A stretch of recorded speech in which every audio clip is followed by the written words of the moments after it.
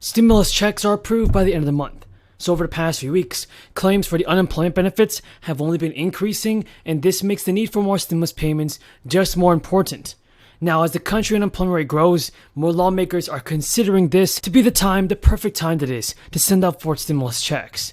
And right now, Americans are eligible to receive these payments for up to $1,500. So in this video, you're going to learn two things: when the stimulus checks are going to be sent out, and how President Biden is going to approve a fourth stimulus check. Now, if you received the SNAP benefits, then make sure to watch to the end of the video, because it gets really important. Food stamps are one of the most important staples of the American economy. They're actually the sole reason millions of people during the crisis had food and groceries on the tables. Lawmakers in the Biden administration know that keeping expanded food stamps and benefits and even improving the program would be a great way to gain votes. So emergency food stamp benefits are always available to people and SNAP applicants. And if you're applying for SNAP benefits for the first time, know that keeping expanded food stamp benefits and even improving the program would be a great way to gain votes. So emergency food stamp benefits are always available to people. So all those payments can go all the way up to $1,500. And all depends on the needs a person has. All applicants, everybody that apply to SNAP benefits, are evaluated. And right now, over 41.5 million people rely on SNAP benefits to cover all food expenses for their households. All of their benefits are paid on a specific day for each month, depending on their state. In order to apply, you must do so in the state where you currently reside. And I would suggest folks checking the application form in the process to apply from your own state. This federal government program makes sure that all households across America that are struggling to get food will get the food that they need.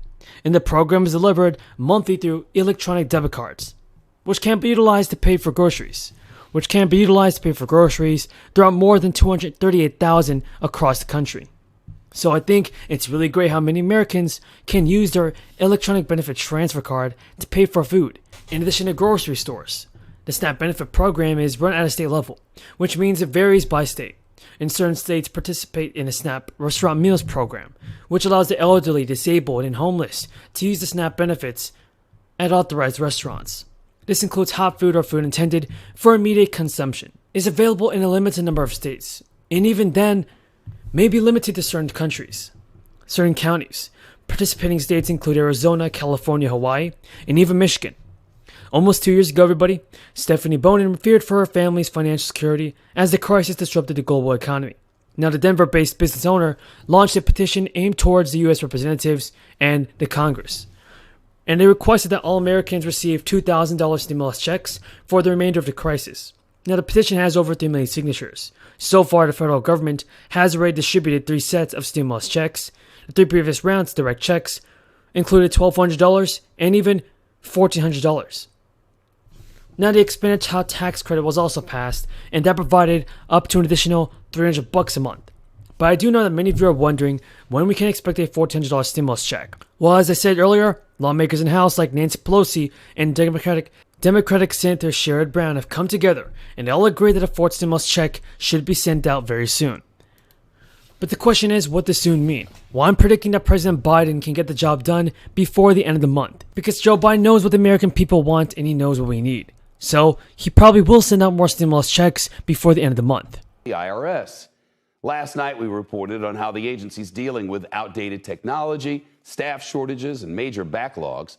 Tonight, we're sharing the story of a woman who's still waiting for her tax refund from last year. CNBC's Ilan Moy now with part 2 of her series on what could be the worst tax season ever. The bill as amended is passed.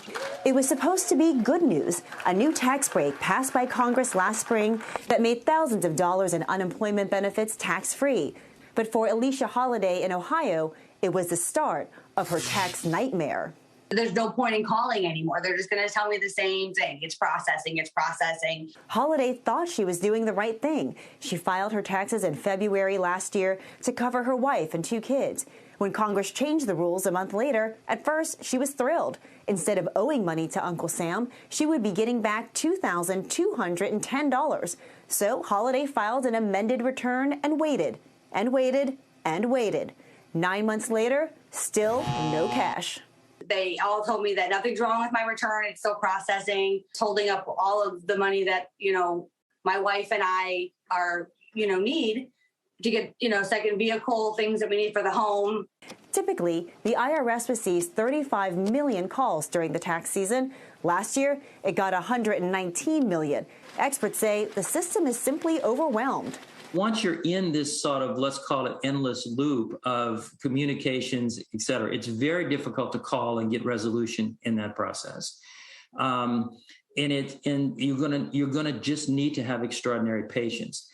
City and other communities grappling with the increasing gun crime we've seen over the past 2 years. He discussed the steps his administration has taken to combat gun violence, including by providing cities and states with historic levels of funding through the Rescue Plan to invest in fighting crime by putting more cops on the beat and supporting community anti-violence programs, as well as through stepped up federal law enforcement efforts such as gun trafficking strike forces the Department of Justice has established in New York City and other major cities around the country.